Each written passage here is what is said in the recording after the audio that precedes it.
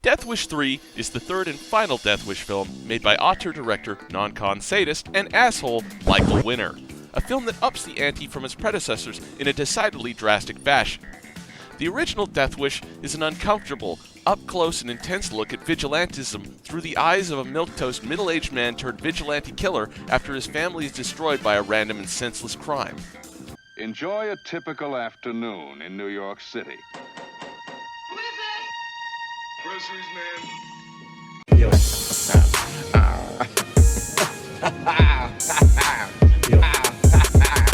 Death Wish 2 takes that original concept and takes it out of New York for rehashing in Los Angeles, only with a thick coating of sleazy Cannon Films grease that amplifies its ugliest parts, reveling in them, basically rendering the film unwatchable trash.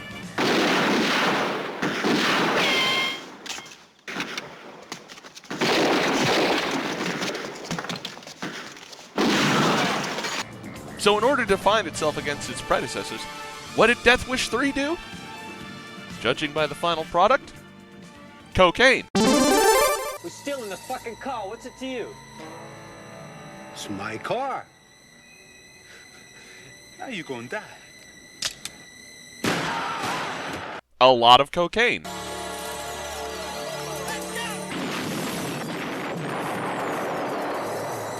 Truckloads of it.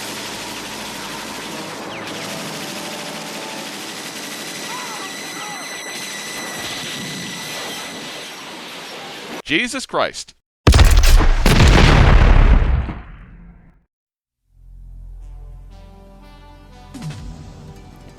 If you know B-movies, you know the Cannon Group, the undisputed kings of 80s schlock. With Israeli cousins Yoram Globus and Menachem Golan at the helm, Cannon became known for two things. The first, their willingness to film anything, try anything, resulting in some significant work being produced. And the second, their highly, let's say, efficient approach to movie making, which resulted in reams of garbage. Bombastic, explosion-rich, often incredibly entertaining garbage. We are not talking about Othello, Runaway Train, or Breakin' today. No, today, we're talking about Death Wish 3, a movie that pits sexagenarian super soldier Charles Bronson against an army-sized street gang in a partially demolished London film set that's standing in for New York City. I want to avoid doing a book report breakdown of how the plot of this movie unfolds, because when you boil it down, it's not that interesting, and also not why we're here. The gist of things is that Paul Kersey, now prolific coast-to-coast vigilante after having his family violated and destroyed, has returned home to New York City to visit his old pal Charlie, a character previously unknown in the series. Don't worry about Charlie. He's robbed and fatally assaulted mere minutes before Kersey shows up, therefore immediately providing Paul with the needed impetus to go on another murderous rager. His odyssey begins as he's arrested for the presumed murder of Charlie, where in an overcrowded lockup he encounters antagonist Manny Fraker, who is played by Charlie Cunningham from Happy Days. None of what I have told you so far is a lie. Manny gets released because he has a fancy lawyer. It's the 80s and justice is lost tech.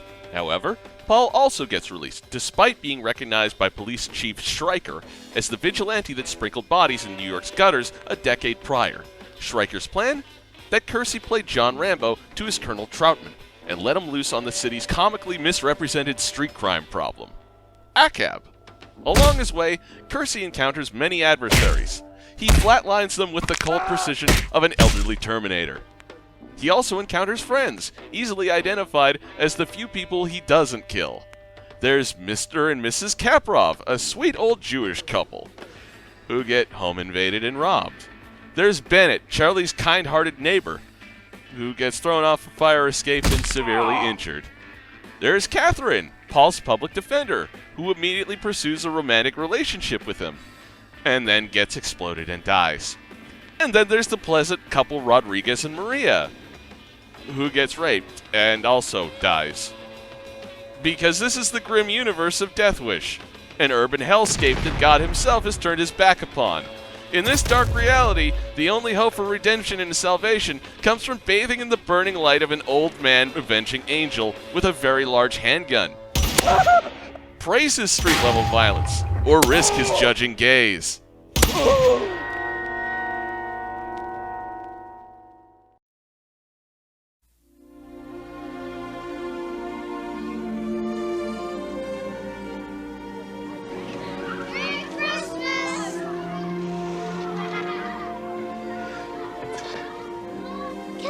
star this year.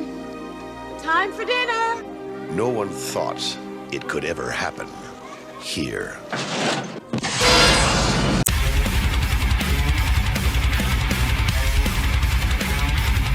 It's hard to think of a movie that more embodies the typical output of the Cannon Group than Death Wish 3. A film that escalates a character that originally shot around 10 people with a .32 caliber pistol in the first movie to a machine gun-toting force of nature mowing down hordes of snarling criminal rage zombies by the third. They were a studio that traded major bank on the stars they called the two Chucks. That would be Chucks Norris and Bronson. Bronson, at this point in his career, was building towards his retirement by functionally taking any role that didn't overtly disgust him and had good paydays attached, the sort of thing you see out of actors in their latter years. In the case of Bronson, he wound up making a lot of action cruft, such as The Evil That Men Do, a movie in which you can see him destroy the genitals of Vidinho from Puma Man with his bare hands. What you're feeling now is your own mortality. This bastard knows about it. He knows all about it.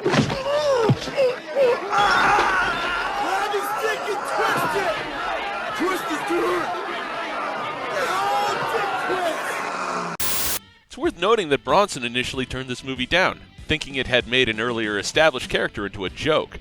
So Cannon offered it to Norris, who turned it down on the grounds of being offended by the violence, once again proving that Chuck Norris has always had the character of wallpaper paste. So Bronson took $1.5 out of the movie's $10 million budget and went on to make one of the dumbest train wrecks imaginable. The direction and editing of this movie is high-key jarring and low-key disturbing.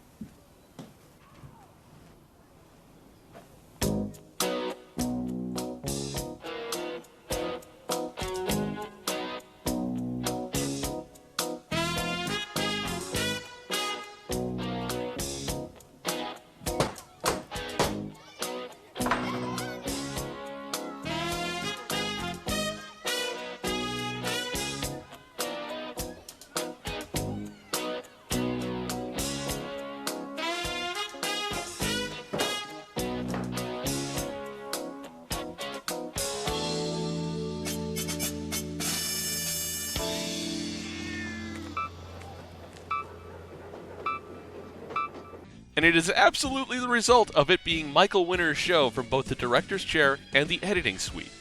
See this guy? Arnold Crust? Actually Michael Winner. Beyond the man's known quantity of being a sadistic and misogynistic asshole, if you watch the extremely good documentary Electric Boogaloo, you can get the impression from both Marina Sirtis and Alex Winter that they'd both like to build a parking spot on his grave. The man seems bent on this sort of breakneck, avant-garde storytelling, these extreme and experimental angles and cuts that serve to enhance the complete absurdity of watching an old man obliterate droves of street crooks. Yeah, see this? You get a subtle sense of Schreiker's power in this confrontation with Kersey by the way the camera frames a gold-plated gun as his cock. You get a hinting of his control by the way Kersey is literally being held in a front face lock by the camera angle. All throughout the movie, there are these cuts that come in like knife strokes.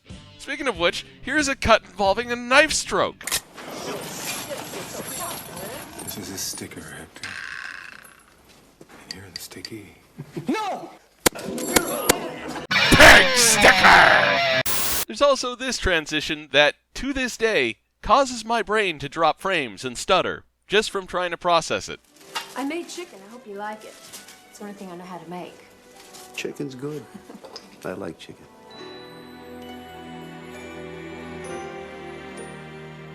I have one sister. She lives in Binghamton, New York. And I hate her. The manic direction and editing further enhances what I can loosely describe as the film's message, which is, from best I can suss out from my many watches over the span of my life, when society fails you and you experience injustice as a result, shoot society until its own mother can't recognize it. Whereas the first movie showed the short-term benefits of vigilantism, communities feel disempowered, get a sense of self-confidence when walking their own streets. It also showed the long-term consequences, such as the normalization of street violence as a means of problem-solving and the associated decrease of common empathy not to mention the disastrous mental effects it has on the formerly mild-mannered Paul Kersey. Death Wish has a decidedly unhappy ending, where the film in no uncertain terms shows that Kersey, even having been given a second chance at being a free man despite his very convenient and sensational crimes, has developed a taste for blood, and that he's happily and actively looking for excuses to pull his gun. Death Wish 3 wants to impress upon us that this is a good thing to happen. It's good that Paul Kersey has chosen to keep being a killer vigilante, that society would be better if there were a little Paul Kersey in all of us. This is why Charles Bronson didn't want to do these movies past the first, because he didn't want a legacy loaded with schlock-justified shootings. This entire movie is a schlock-justified shooting. A lunatic cityscape kill house designed by minds running on a high-octane mix of Reagan-era policy and party powder. This is a movie that suggests you were just allowed to bring home a pair of MMGs from World War II. This is the thing that the U.S. Army just let GIs do on the reg. That's a .30 caliber Browning machine gun. Charlie brought them home from the war, and they still work. Jesus. This is a movie that thinks this is gang colors. You ever want to see Charlie Cunningham fuck up the part in his hair with a shaving ranger, then color in the resulting shame trench with some lipstick? There you go. You now have that image in your brain now, and it's there forever. A not insignificant amount of this movie is a commercial for the Wildy Huntsman semi-automatic handgun, which in the world of guns is a lesser-known but actually well-regarded big-bore pistol. Generally a way better design than the ubiquitous Desert Eagle. Still, it's kind of unprecedented to have scenes like this in the middle of your movie. Wildy's here. Fires a .475 Wildy Magnum. Real stopping power. Is that like a .44 Magnum? No, a .44 Magnum is a pistol cartridge. But a .475 Wildy Magnum is a shorter version of the African big game cartridge. You load the shells yourself?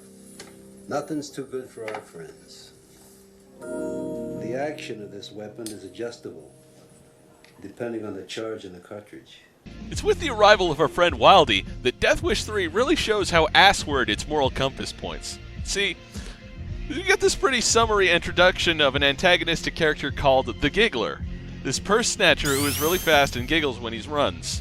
A concept so utterly harmless that I'm pretty sure they inset this little line about him being a killer into the movie just so what happens to him doesn't seem totally overboard.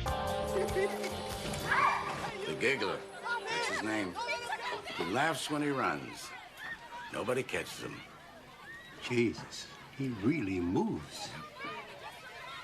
Tell me about him. Well, he killed a girl last month. Put a knife in her skull doing that. How do you know it was him? It was him. Kersey's solution to this giggling problem is to bait him into action with an empty Nikon camera case. Aw, look at that. Kersey proves he's a nice guy by buying ice cream for the badly 80-yard kid. Thanks. He then lets both his mask and his ice cream slip, pulls his .475 caliber Super Beast, and blows the Giggler's back out his front. And that's not the nutso part, folks. The nutso part is where everyone in the street stands up and cheers. Because this is the world of Death Wish 3. A black mold cake powder keg just waiting to be touched off into a street war where everyone has secretly always had guns. But they were just waiting for the true alpha old man to show them how Father Time himself kills. The true alpha old man is completely oblivious to this uncomfortable look his friend gives him when he straps on his ballistic vest. The true alpha old man knows the secret catalog through which you can order a rocket launcher in the mail?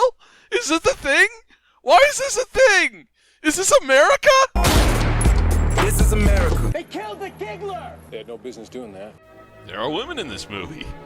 They exist to either die, get sexually assaulted, or otherwise traumatized. Oh, there's this one lady that gets in a kill on one of the creeps with a broom.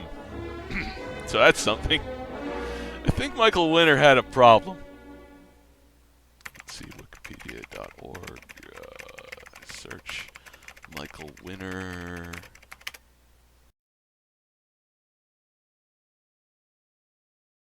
Okay, no, I know Michael Winner had a problem. Jesus. You cannot escape from death. Dynamite! Big tornado! Double German! Yeah! Double Reputem! Too easy. Predictable. There's other glorious and terrible sights and sounds to behold. This film touts that its score was written and performed by Jimmy Page. This is most of a lie. Page did that for Death Wish 2. They just re-edited the soundtrack to fit Death Wish 3. Time saving. Money saving. Hey, you know Martin Balsam? Prolific character actor, who is probably and unfortunately going to be remembered as being the bad guy from Mitchell on MST3K. He's in this movie. You get to watch him take a header off a fire escape and eat shit. You get to see Bill from Bill and Ted get beat up by Charles Bronson, shot to death by Ed Lauder, which is not just a thing you see in any movie. Same with the ending, which I would be content with it just being Chekhov's rocket launcher. But it's actually Chekhov's rocket launcher drawn from behind an American flag fired by Charles Bronson.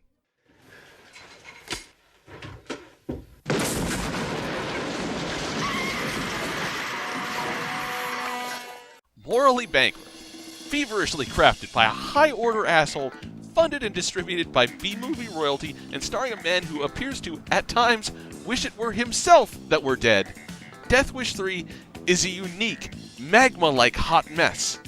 If you can stomach its rougher aspects, it's one of the most must-watch bad movies I can recommend. Just remember, never run around Charles Bronson. He's ancient, and therefore, he sees through motion. Ah!